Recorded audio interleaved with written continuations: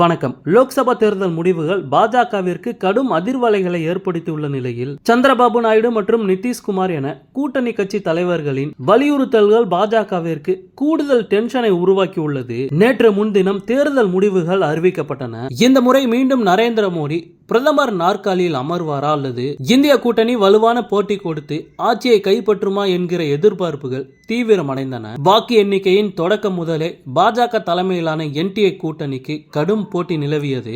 இறுதியாக பாஜக கூட்டணி 293 தொகுதிகளிலும் காங்கிரஸ் தலைமையிலான இந்தியா கூட்டணி 234 தொகுதிகளையும் கைப்பற்றியது. எனவே பாஜகவை பொறுத்தவரை சந்திரபாபு நாயுடுவின் தெலுங்கு தேசம் கட்சி மற்றும் நிதிஷ்குமாரின் ஐக்கிய ஜனதா தளம் உதவி இல்லாமல் ஆட்சி அமைக்க முடியாது. இந்த இரண்டு கட்சிகளிடம் மொத்தம் 33 தொகுதிகள் இருக்கிறது. எனவே சந்திரபாபு நாயுடு மற்றும் நிதிஷ்குமாரின் ஆதரவை பாஜக நம்பியுள்ளது. இதற்கு கைமாறா தங்களுக்கு மக்களவை சபாநாயகர் பதவி வேண்டும் அல்லது என்டிஏ கூட்டணியின் ஒருங்கிணைப்பாளர் பதவி வேண்டும் என்று இரு கட்சிகளும் கோர இருப்பதாக தகவல்கள் வெளியாகியுள்ளது.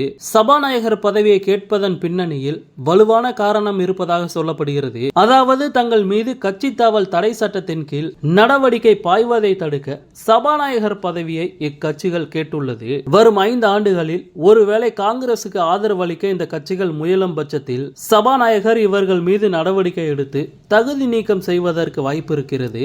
ஆனால் சபாநாயகர் பதவி தங்களிடம் இருந்தால் இதற்கான வாய்ப்பு இருக்காது. அது மட்டுமில்லாமல் சபாநாயகர் பதவி நாடாளுமன்றத்தில் அதிகாரமிக்க பதவி என்பதால் இதற்கான போட்டி தீவிரமடைந்துள்ளது.